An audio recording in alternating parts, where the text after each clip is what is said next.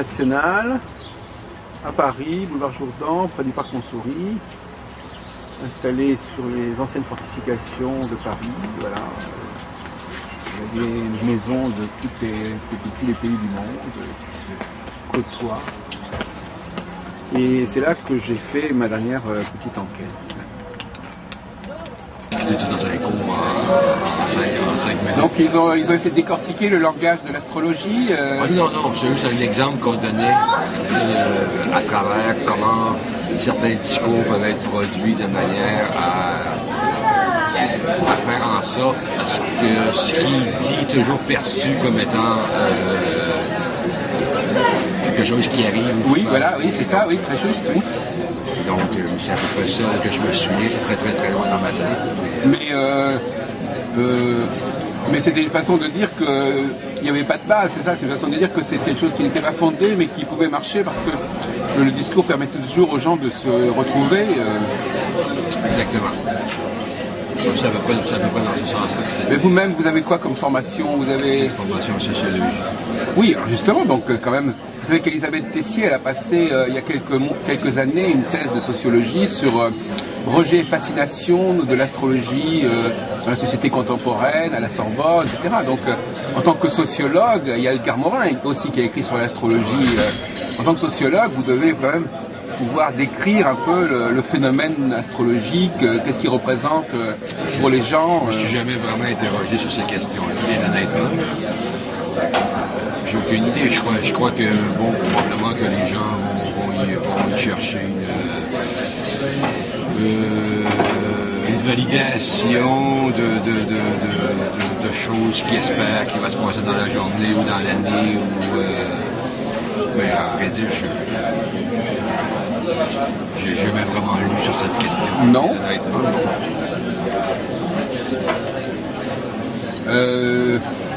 L'idée je sais pas, l'idée d'aller chercher dans les astres une explication pour ce qui nous arrive sur Terre, il y a sans doute une recherche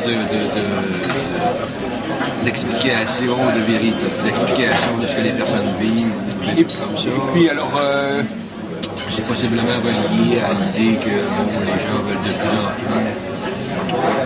sont de plus en plus orientés vers le futur, donc leur vie est beaucoup plus orientée vers le futur. Ils veulent savoir un peu à l'avance. Il y a une certaine incertitude.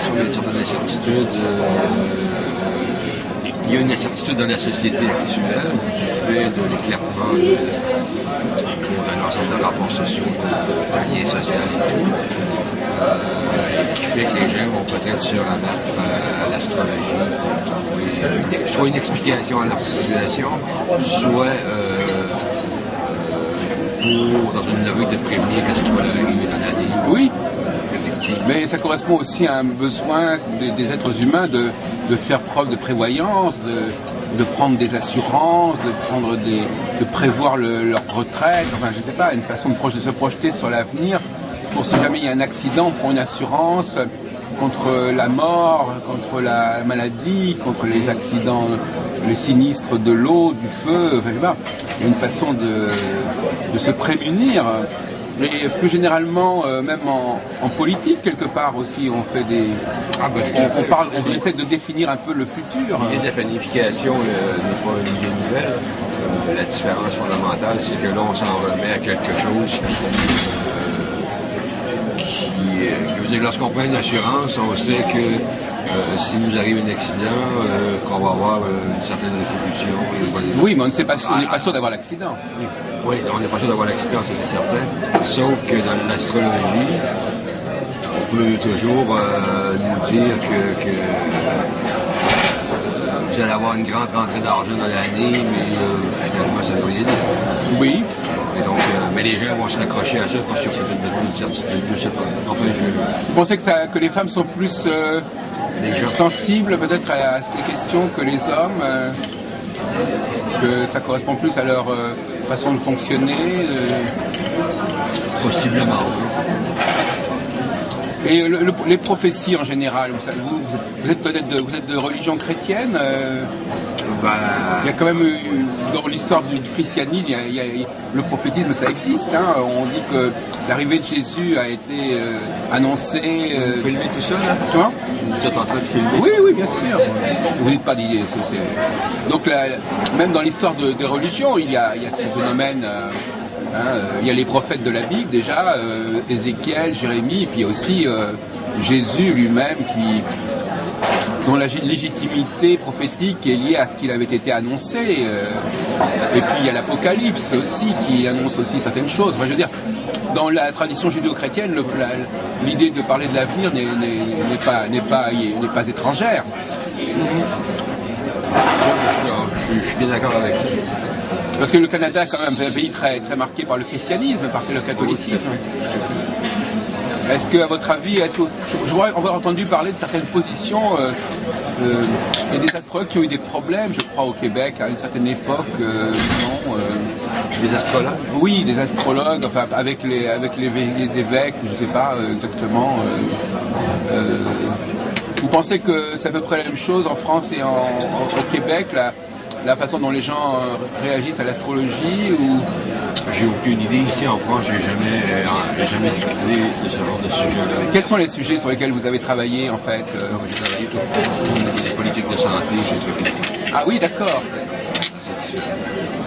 Et bien justement, donc là, le rôle de l'assurance est important, je crois. Ah bah oui, tout à fait. Oui. Mais l'idée de prévenir n'est pas une idée très nouvelle. Non. Elle date de la modernité, en fait. Oui. C'est avec la modernité qu'il y a une rupture avec la transcendance, qu'on rompt un peu avec l'idée, avec la mythologie, avec l'idée que la vie sur Terre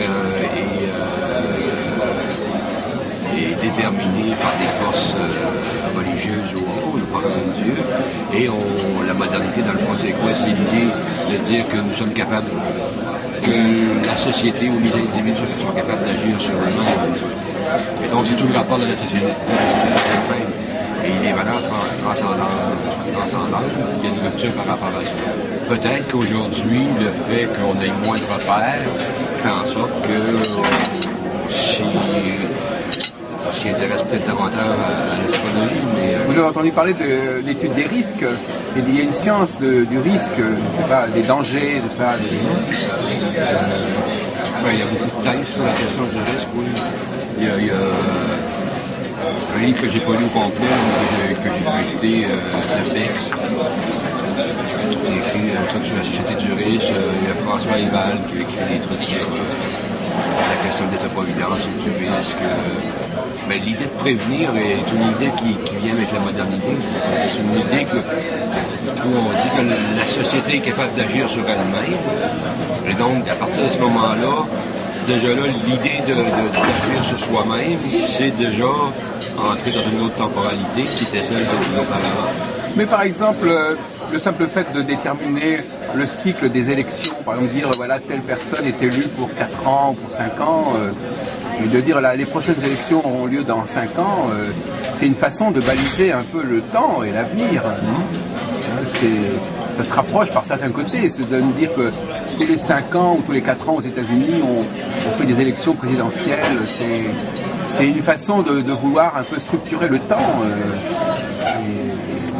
Et l'astrologie, au départ, c'était peut-être ça aussi. C'était peut-être avant tout une volonté comme ça de baliser le temps et de déterminer des signes qui permettent, qui sont des signes de reconnaissance, qui permettent, qui annoncent justement le renouvellement. Parce qu'en fin de compte, le changement, la nouvelle élection, c'est un renouvellement, c'est un recommencement. C'est-à-dire à nouveau, les gens sont invités à voter, à choisir un nouveau programme, un nouveau gouvernement. Comment vous... Ça va ? Asseyez-vous là, je suis en plein travail. Voilà, donc je suis avec le libraire de la Cité Internationale, à l'entrée de la Cité Internationale, Fabien Rimbaud, qui vend donc toutes sortes de livres, pas spécialement sur l'astrologie, enfin c'est un libraire, donc il a un certain regard sur la présence de l'astrologie dans la littérature générale. Alors donc, dites-nous un petit peu votre ressenti sur l'astrologie pour la chaîne Téléprovidence. Il y a une base intéressante parce qu'en fait l'astrologie c'est un héritage de la Mésopotamie. Donc on a par exemple les signes du zodiaque qui correspondent à des connaissances astronomiques. Maintenant l'astrologie au quotidien, quand on lit l'horoscope, bon là je pense que quand même c'est un peu facile pour quelqu'un qui fait un horoscope d'écrire un peu n'importe quoi malheureusement. Et si les gens, ça leur fait du bien, si c'est positif tant mieux pour eux. Mais si c'est négatif, ça peut déstabiliser des gens. Donc je suis assez perplexe là sur l'astrologie au quotidien. Maintenant, sur l'étude des caractères, il doit y avoir des choses intéressantes. Par exemple, les études qu'on pouvait lire avec Astroflash, là, c'est un listing qui est qu'on achète sur les Champs-Élysées là, et qui tient compte de l'étude du caractère de la personne d'après les positions des planètes.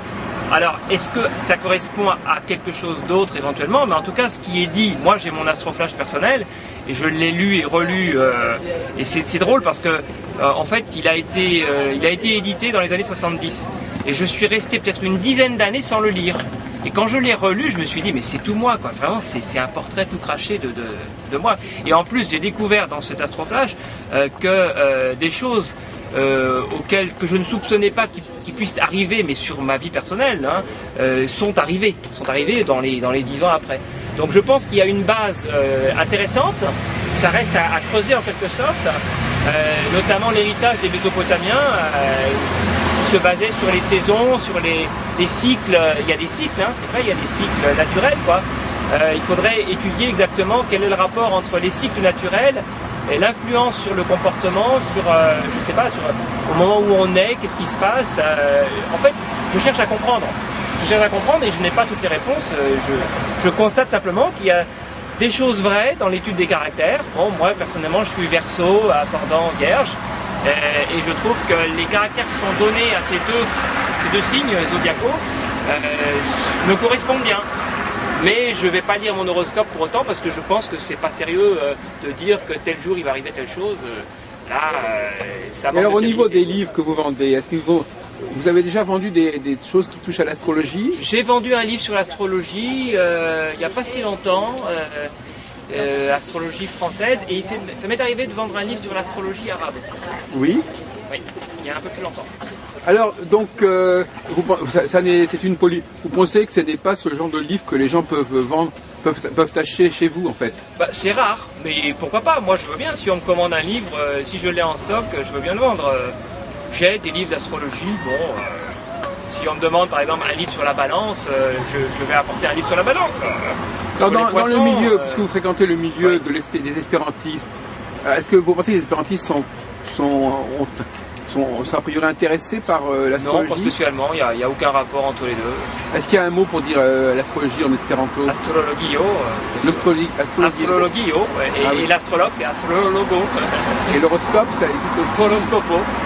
Ce sont des mots internationaux, ça, oui. On les trouve un peu partout.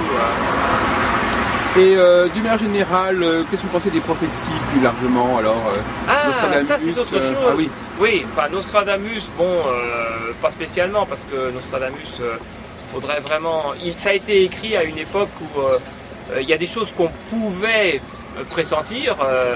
Maintenant, tout est dans l'interprétation des centuries de Nostradamus. Si on les interprète avec les connaissances actuelles, on peut interpréter de différentes façons les mêmes centuries, quoi. Une même centurie, on peut dire des choses différentes. Les quatrains, vous voulez dire? Oui, c'est ça. Bon, en fait, ça n'a pas plus de fiabilité que suivant l'interprétation. Par contre, les prophéties, Mais il y a d'autres prophéties, les prophéties de Saint-Malachie ou d'autres. Alors faut voir, quoi. Faut voir au cas par cas. Je ne suis pas dogmatique, si on peut prouver, si on peut apporter des éléments de compréhension qu'il y a eu telle chose qui a été annoncée par rapport à tel phénomène. C'est un petit peu comme un médecin qui va annoncer à une femme qui est enceinte, parce qu'elle est en aménorrhée, dans 8 mois et demi, vous allez avoir un enfant. Voilà. Voilà, exactement. Ça, c'est une prévision scientifique. Oui. Alors maintenant que l'astrologie soit une science ancienne, puisque j'ai parlé de l'héritage mésopotamien, et que ça corresponde à des cycles, des choses réelles qu'on peut étudier scientifiquement, c'est ça qui est intéressant à mon avis. Voilà. ça reste un sujet d'étude, quoi. D'accord. Bon, écoutez, on va en rester là pour l'instant. Merci. Vous avez pas mal de gens à la cité universitaire. Et là, je suis en présence d'un de mes vieux amis qui dure de 35 ans, bientôt, Jean-Paul Rapp, qui est devenu un habitué aussi du restaurant universitaire de la Cité internationale et qui fait de l'astrologie, enfin qui connaît l'astrologie depuis les années 70. Il a appris l'astrologie, je crois... Dans les années 50, j'ai appris l'astrologie.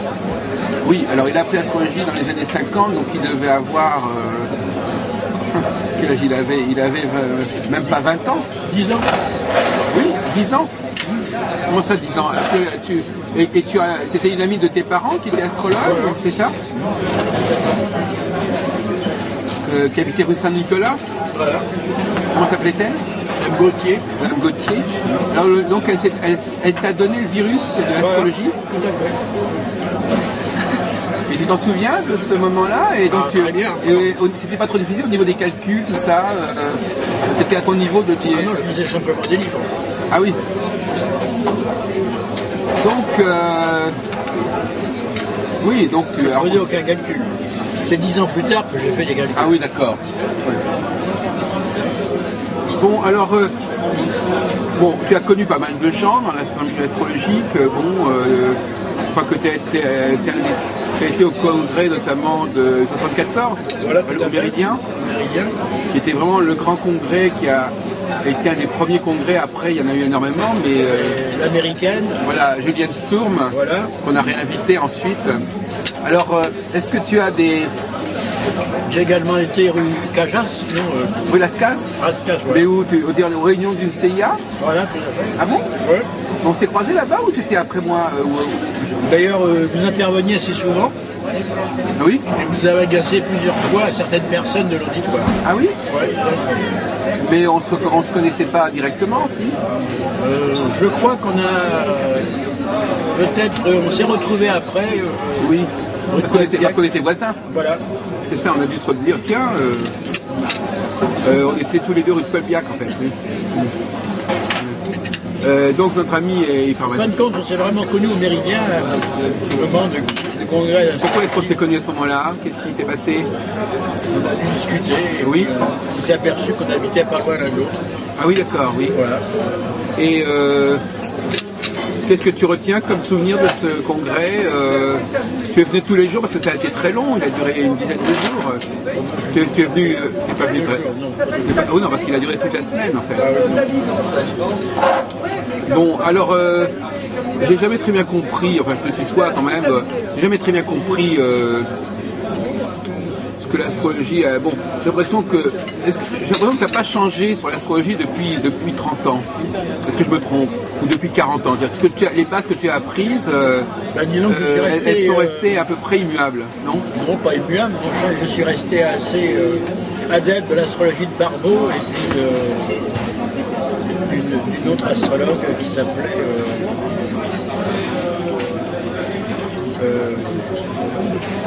Tu parles d'une femme, Sant'Agostini? Voilà, tout à fait. Pierre Sant'Agostini, astrologie globale. Voilà. Mais tu n'as jamais suivi de cours en fait. Tu es un autodidacte, tu n'as jamais suivi de cours d'astrologie, si? J'ai suivi quelques cours de... Berton? Non. À part Madame Gauthier, évidemment. Oui, oui, oui.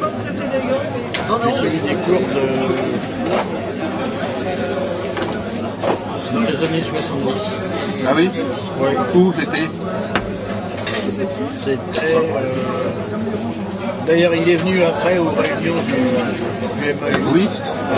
Alors, qu'est-ce que c'était? C'était Henri Fortin, non? Ça pouvait être Nicolas Lebovitch. Oui, il avait 40 ans dans les années 70. Oui. Max Lebovitch, non? Je ne sais pas. Je ne suis pas suivi très longtemps. Bon, alors, est-ce que l'image de l'astrologie, elle a évolué dans le public depuis 40 ans? Est-ce que c'était mieux perçu à l'époque que maintenant, ou bien au contraire... Non, maintenant, c'est au contraire en vogue. c'est en plus en vogue. Ah, c'est de plus en plus en vogue. Oui, je pense. Pourtant, on ne trouve pas tellement d'ouvrages astrologiques qui sortent, de nouveaux ouvrages. Oui, mais enfin, les gens aiment lire. Moi, je ne suis pas d'accord évidemment avec cette conception. Enfin, ils aiment bien lire l'horoscope dans les journaux. Tu l'as remarqué, toi, pas- tu l'as remarqué comment? Auprès de ta clientèle, dans le métro, tu as remarqué oui. ça? Dans les clientèles, les gens aiment bien choisir leur calendrier selon leur signe. Un calendrier? Parce que vous vendez des calendriers? Non. Il y a un calendrier au début d'année qui est. Et il y en a 12, un par signe? Voilà. Ah bon, alors donc, c'est intéressant ça. Bon, alors, les prévisions mondiales. Tous les gens connaissent leur signe apparemment. Les prévisions mondiales, est-ce que ça s'est réalisé, ce que les gens ont annoncé? Pas du tout. Tu te souviens qu'on avait annoncé des choses assez Ouais. comme une sorte de troisième guerre mondiale, non? Voilà. C'était quand, dans les années 70, on attendait ça. C'était au Méridien justement. Au Méridien, il y a eu une conférence là-dessus, d'un Français? Non, mais il y avait une dame qui était assez âgée, qui habitait dans le 7e arrondissement. C'est pas Madame Solim? Voilà, tout à fait. Elle prédit la destruction de Paris. Oui. C'est jusqu'à là, ne s'est pas réalisé. Oui. Elle est morte depuis, oui. Ouais. D'un point de vue mondial, on ne peut pas dire que ce soit extraordinaire. Oui, mais André Barbeau, par exemple, est-ce qu'il a fait des choses, il a réalisé, Elisabeth Tessier, André Barbeau, ils ont fait des prévisions? Est-ce que, par exemple, la fin du communisme, on dit que ça a été annoncé par les astrologues, je sais pas. Ah ouais. Je voudrais bien terminer de manger si ça Bah oui. pas. Bon, alors Jean-Paul Rapp, donc Madame Gauthier, comment elle travaillait, Madame Gauthier? Madame Gauthier était À une Angers, personne donc. qui faisait ses horoscopes, elle les calculait à la main, sauf qu'elle m'a appris à les calculer à la main.